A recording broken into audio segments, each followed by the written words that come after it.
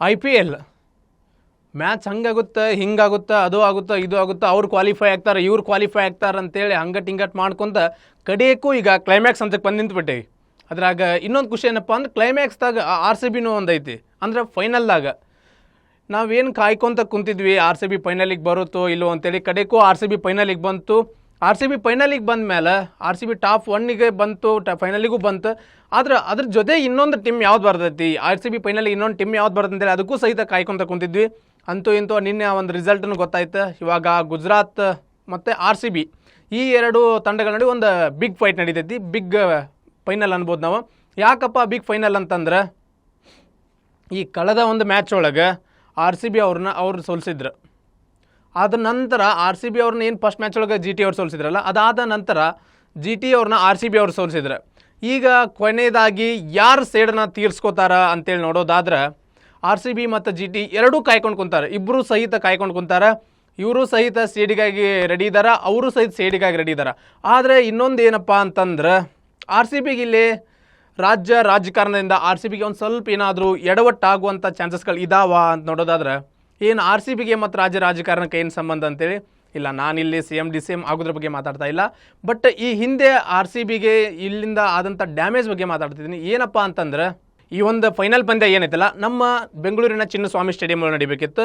ಆದರೆ ಈಗ ಅದು ಚಿನ್ನಸ್ವಾಮಿ ಸ್ಟೇಡಿಯಂ ಒಳಗೆ ನಡೀತಾ ಇಲ್ಲ, ಬದಲಾಗಿ ಅಹಮದಾಬಾದ್ನ ನರೇಂದ್ರ ಮೋದಿ ಸ್ಟೇಡಿಯಂ ಒಳಗೆ ನಡೆಯತ್ತೆ. ಅದರ ನರೇಂದ್ರ ಮೋದಿ ಸ್ಟೇಡಿಯಂ ಒಳಗೆ ನಡೆಯೋದ್ರಿಂದ RCBಗೆ ಇದು ಎಷ್ಟು ಮಟ್ಟಿಗೆ ಲಾಭ ಎಷ್ಟು ಮಟ್ಟಿಗೆ ನಷ್ಟ ಅಂತ ನೋಡೋಕ್ಕಿಂತ ಮುಂಚೆ ಬೆಂಗಳೂರು ಒಳಗೆ ಯಾಕೆ ನಡೀಲಿಲ್ಲಪ್ಪ ಅಂತಂದ್ರೆ RCBದವರು ಅಥವಾ BCCIದವರು ಒಂದೆಲ್ಲ ಹೇಳಿಬಿಟ್ರು. ಅವರು ಬೆಂಗಳೂರಿನಲ್ಲಿ ಈ ಥರನಾದಂಥ ಒಂದಷ್ಟು ಬೇಡಿಕೆಗಳಿದ್ದಾವೆ.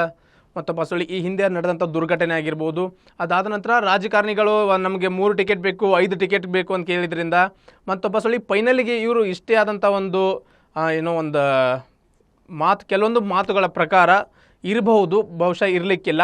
ಒಂದು 10,000ಕ್ಕೂ ಹೆಚ್ಚು ಟಿಕೆಟ್ಸ್ಗಳನ್ನು ಕೇಳಿದ್ರು ಅಂಥೇಳಿ KCA ಮತ್ತು ಬಸವಳ್ಳಿ ಸ್ಥಳೀಯ ರಾಜಕಾರಣದವರು ಇಷ್ಟೊಂದು ಟಿಕೆಟ್ಸ್ನ ಬೇಡಿಕೆ ಇಟ್ಟರು.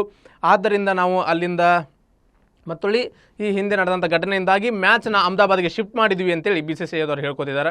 ಆದರೆ ಇಲ್ಲಿ ಯಾವುದು ನಿಜ ಯಾವುದು ಸತ್ಯ ಗೊತ್ತಿಲ್ಲ. ಆದರೆ ರಾಜಕೀಯವಾಗಿ ಅವರು ಟಿಕೆಟ್ ಕೇಳಿದಂತೂ ಇಡೀ ರಾಜ್ಯಕ್ಕೆ ಅಥವಾ ಇಡೀ ದೇಶಕ್ಕೆ ಗೊತ್ತಿರುವಂಥ ವಿಷಯ. ಮತ್ತು ಇನ್ನೊಂದು ಏನಪ್ಪ ನೋಡೋದಂತಂದ್ರೆ BCCIದವ್ರಿಗೂ ಸಹಿತ ಇದೇ ಬೇಕಾಗಿತ್ತು. ಯಾಕಪ್ಪ ಅಂತಂದ್ರೆ ಬೆಂಗಳೂರಿನ ಚಿನ್ನಸ್ವಾಮಿ ಸ್ಟೇಡಿಯಂ ಸಣ್ಣದಾಗಿತ್ತು ಮತ್ತು ಬಸವಳ್ಳಿ ಇಲ್ಲಿ ಲಾಸ್ಟ್ ಒಂದು ದುರ್ಘಟನೆ ಕೂಡ ನಡೆದಿತ್ತು.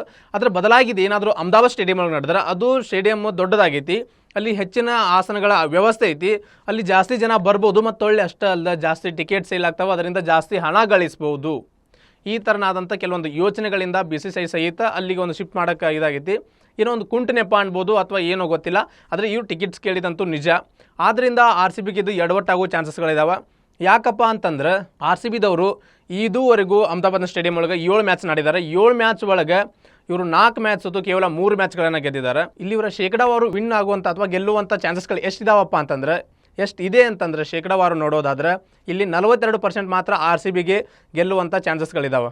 ಅದೇ ನಾವು ಇಲ್ಲಿ ಗುಜರಾತ್ನ ನೋಡೋದಾದ್ರೆ ಗುಜರಾತ್ ಇದುವರೆಗೂ ಸಹಿತ ಅಲ್ಲಿ 28 ಮ್ಯಾಚ್ಗಳು ನಡೆಯುತ್ತೆ. 28 ಮ್ಯಾಚ್ಗಳೊಳಗೆ ಸರಿಸುಮಾರು ಅವರು 17ರಿಂದ 18 ಮ್ಯಾಚ್ಗಳನ್ನು ಗೆದ್ದಿದ್ದಾರೆ. ಅದರಿಂದ ಇಲ್ಲಿ ಗುಜರಾತಿದ ವಿನ್ನಿಂಗ್ ರೇಟ್ ಏನಪ್ಪ ಅಂತಂದ್ರೆ ಅಲ್ಲಿ ಸರಿಸುಮಾರು ಶೇಕಡಾವಾರು ನೋಡೋದಾದ್ರೆ ಅವರಿಗೆ 62ಕ್ಕೂ ಹೆಚ್ಚು % ಅಲ್ಲಿ ಅವ್ರು ಗೆಲ್ಲುವಂಥ ಚಾನ್ಸಸ್ಗಳಿದ್ದಾವೆ.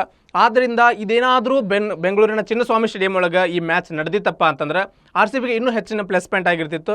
ಈಗ ಒಂದು ಮ್ಯಾಚ್ ಅಹಮದಾಬಾದ್ಗೆ ಶಿಫ್ಟ್ ಆಗೈತಿ, ಏನು ಮಾಡೋಕ್ಕೆ ಬರೋದಿಲ್ಲ. ಈ ಮ್ಯಾಚ್ ಹೆಂಗೆ ಆಕೈತೆ ಅನ್ನೋದು ನೋಡೋದೊಂದು RCB ಅಭಿಮಾನಿಗಳಂತೂ ಕಾಯ್ಕೊಂಡು ಕೊಳ್ತಿದ್ದಾರೆ. ಅಷ್ಟೇ ಅಲ್ಲ ಬೆಂಗಳೂರೊಳಗೂ ಸಹಿತ RCB ಗೆಲ್ತೈತೆ ಅಂತ ಅಂದ್ಕೊಂಡು ಬೆಂಗಳೂರು ಪೊಲೀಸರು ಈಗಾಗಲೇ ಒಂದಷ್ಟು ಸೂಚನೆಗಳನ್ನು ಸಹಿತ ಹೊರಡಿಸಿದ್ದಾರೆ. ನೋಡೋಣ RCB ಫೈನಲಲ್ಲಿ ಯಾವ ರೀತಿಯಾಗಿ ಪರ್ಫಾರ್ಮೆನ್ಸ್ ಮಾಡುತ್ತೋ ವಾಪಸ್. ಮತ್ತೊಳ್ಳಿ ಟಾಸ್ ಈಗ ಮೊದಲನೇದಾಗಿ ಟಾಸ್ ಮೇಲೆ ಇರೋದು. ಟಾಸ್ ಯಾರು ಗೆಲ್ಬಹುದು ಏನು ಅನಿಸುತ್ತೆ ನಿಮ್ಗೇನು ಅನಿಸುತ್ತೆ ಕಮೆಂಟ್ ಮಾಡಿ ತಿಳಿಸ್ರಿ. ಅಷ್ಟೇ ಅಲ್ಲದೆ RCB ಅವರು ಎಲ್ಲರೂ ಸಹಿತ ಫಾರ್ಮ್ ಒಳಗದಾರ. ಈ ಸಲನೂ ಕಪ್ ನಮ್ದನ ಅಥವಾ ಗುಜರಾತ್ ಅವ್ರದ್ದ ನಿಮಗೇನು ಅನಿಸುತ್ತೆ ಕಮೆಂಟ್ ಮಾಡಿ ತಿಳಿಸ್ರಿ.